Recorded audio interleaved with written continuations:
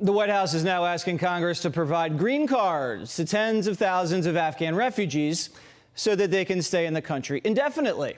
Joe Biden's also demanding that lawmakers provide more than $6 billion to help resettle Afghan refugees on U.S. military bases.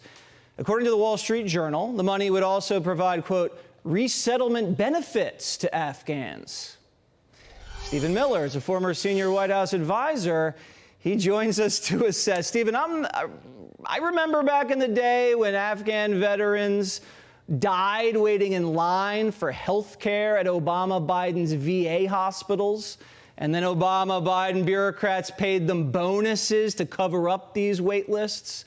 Now they're bringing in Afghans, giving them green cards, health care, probably free college tuition, food stamps. That doesn't make a lot of sense, does it? Well, President Trump used to say that under President Obama, illegal aliens were treated better than our veterans, which of course is true today under President Biden. We can now add to that under President Biden, unvetted, unverified, unauthorized Afghan nationals are also treated better than our veterans. Let me briefly break down for your audience what is in the proposal. Now, the Biden administration is relying on the fact that many in the media either won't understand or won't care to explain in their newspapers or their other outlets what is actually in the proposal. And you have summarized it exactly and correctly. It provides free lifetime welfare to all Afghan nationals that Biden has flown into the United States to date or that he may choose to fly here at any point over the next 13 months. And we can assume that if that were to be included in the upcoming government funding bill, it would just be continually extended every year thereafter. But that's only just part of it. It keeps going.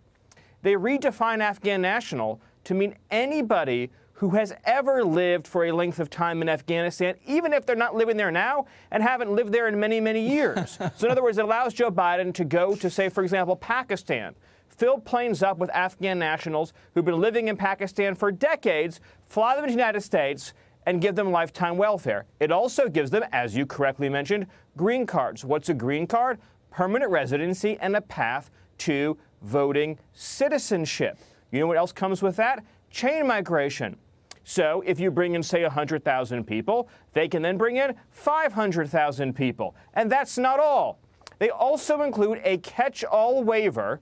Get ready for this. A catch-all waiver that allows Mayorkas to waive the statutory, in other words, the legal entry bars on people who are guilty of trafficking, who are guilty of human and sex trafficking, who are guilty of drug crimes, who are guilty of a wide variety of criminal offenses, or who present a public health threat. So in other words, on the same day that you are being ordered to surrender to all of these government mandates, all health mandates are waivable for, you guessed it, Afghan nationals. So, Stephen, that is a summary of the proposal. Let me get this straight. So if you're an opium trafficker or you're a dude that has a child bride in tow that got on the plane, because remember, only 7% of these people we brought over were actually helping us.